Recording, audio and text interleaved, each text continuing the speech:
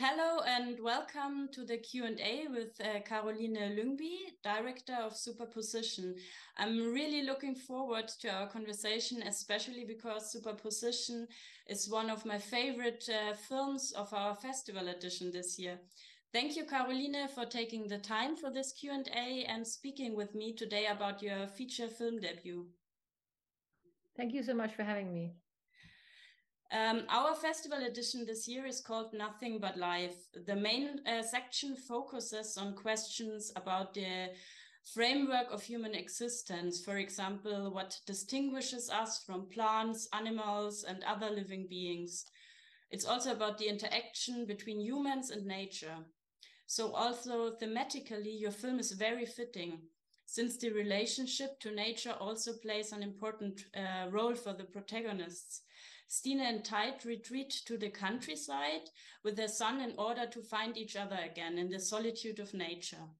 Instead, however, in the solitude of the forest, it is no longer possible to hide the fact that they are not only alienated from nature, but also from each other.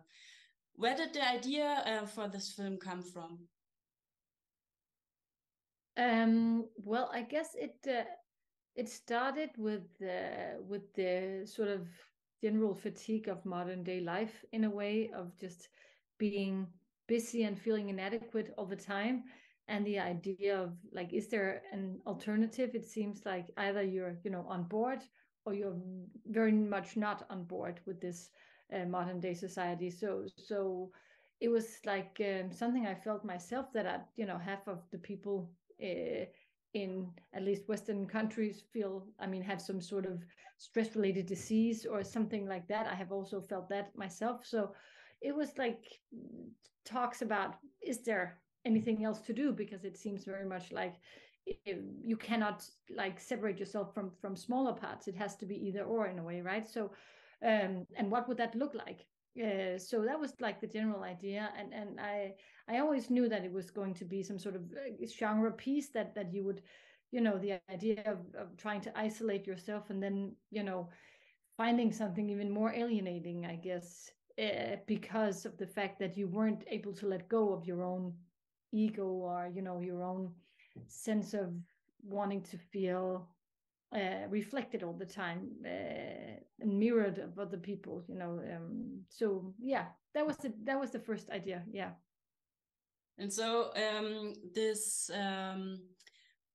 other they found in the doppelgangers. So I figured that in addition, identity is also one of the central themes of your film, which is of course the most evident in the characters of doppelgangers. Doppelgangers are often depicted in art as a sign of impending doom, but in Superposition, they reveal Stine and Teit's relationship problems and explore their respective identities.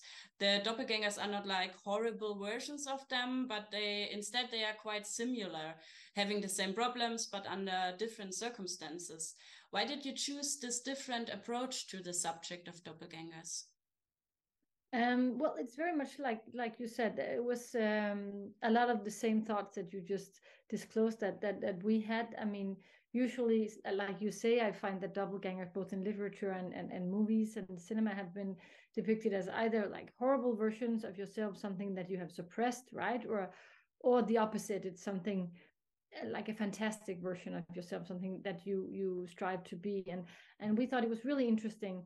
And gave some very different opportunities that they are actually exactly like them, but under slightly different circumstances. It gave like an opportunity to see, I mean, what would happen if you just turned, chains of events slightly, would that give you an opportunity to view yourself from the outside, and what would that mean, and what would that also for your relationship and your family and your entire situation, if you could just turn it a little bit and have an opportunity to like see your partner in a different light, or maybe delete some of the stuff that has happened between you.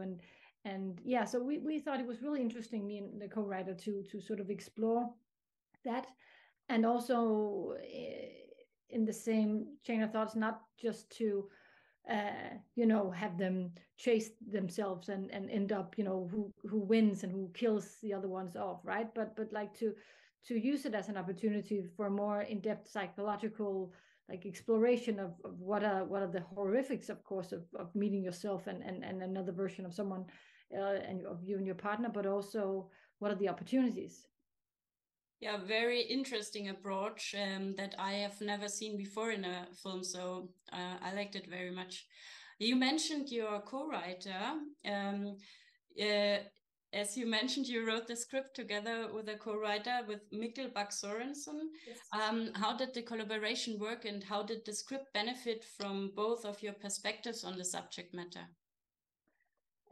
Well, it started with like an open call for debut directors. So I had this very vague idea of this couple and their child going off to the woods, and I shared some of the thoughts on theme and stuff with Mikkel, who I went to school with years ago.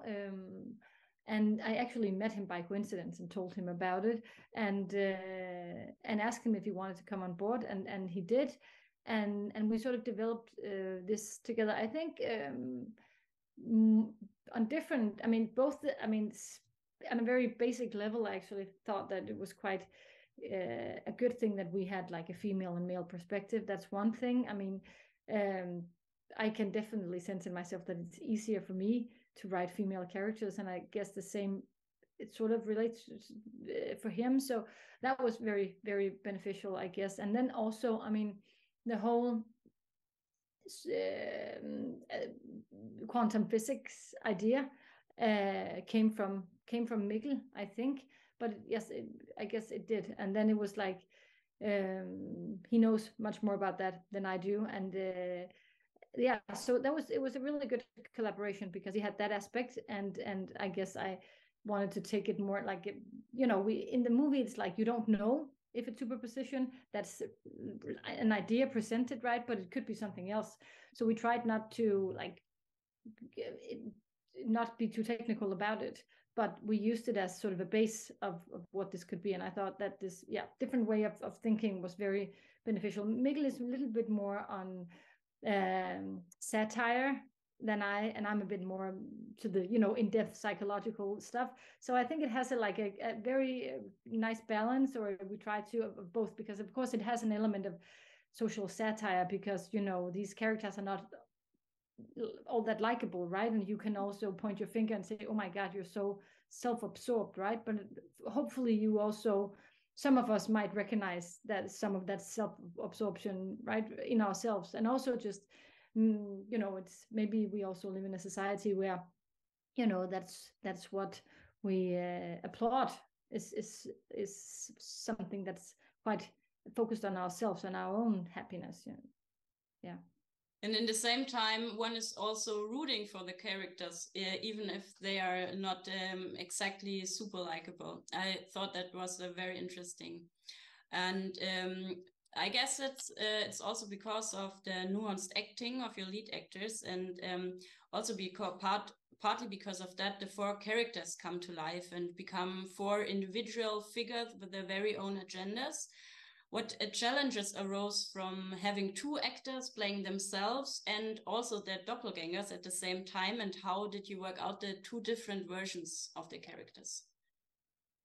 Well, I guess, on a very practical level, it was it took longer simply to shoot the scenes, of course, because they had to change clothes. They had to change, we did a very simple setup, so we didn't have like a big makeup change and stuff. So we made it fairly easy for us in that sense.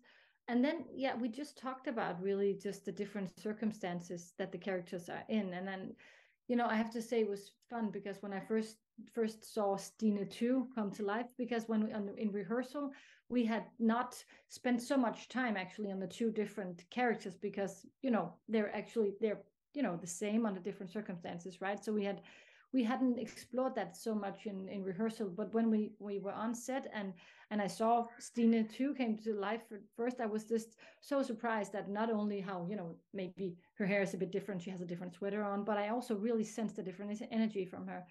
And I feel like when we edited, I was throughout the whole process quite, positively surprised in a way that how easily you could tell the two characters apart, because of course they have like a few different characteristics, but their circumstances, I mean, it brings out such different characteristics in them. I thought the actors both did an amazing job.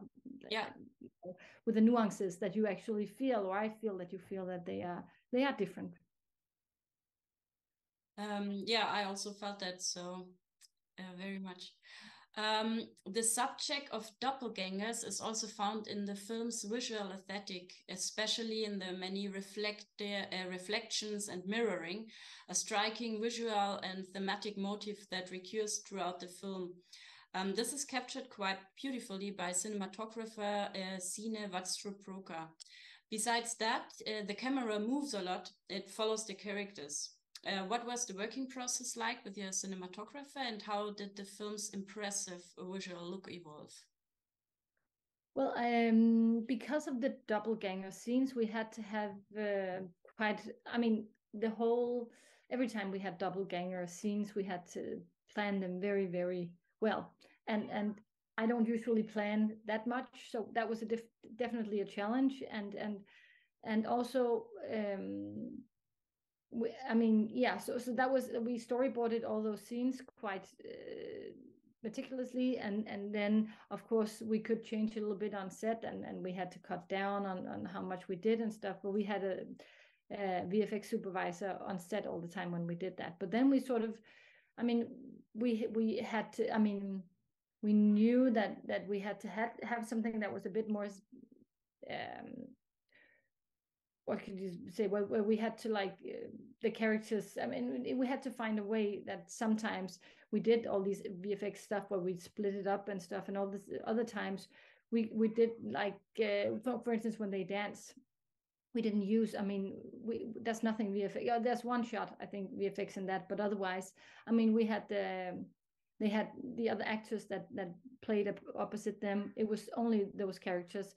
But I feel like it was, once you sort of believed that idea, you could manage without and do it on a different level. But with apart from those scenes, or in general, I mean, I think we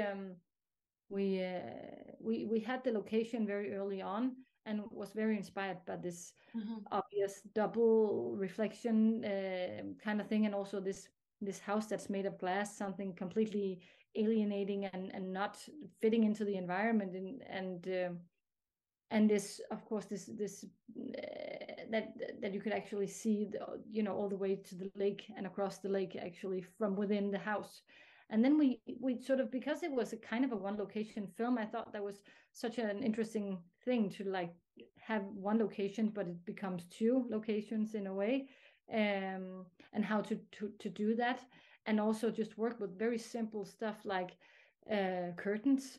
I mean, when they draw the curtains, it's almost like a studio, or it becomes like a really, it's almost like a claustrophobic relationship drama, right? And then when you open up, it's you have nature coming in, and you have all these reflections all the time of the characters, and also to play with, for example, in the first scene when they do the podcast, you have the reflection of the characters in the windows because it's dark outside, right? And then in the middle, of course, when you have the same image, but then all of a sudden one moves. So yeah, I felt like that was just really fun to work with, because it's at least my childhood nightmare, this thing, looking outside a window and then seeing someone else, right? And what could be even worse if you saw yourself in a live version. Yeah, it's kind of creepy. Yeah. Thank you for the insight. Superposition premiered at the International Film Festival Rotterdam this year and was shown at many festivals afterwards. You also won the Best Director Choice Award for Superposition at the Bucheon International Fantasy Film Festival. So your first feature film was quite a success. Congratulations on that. And that brings me to my final question, a question that I'm personally very interested in.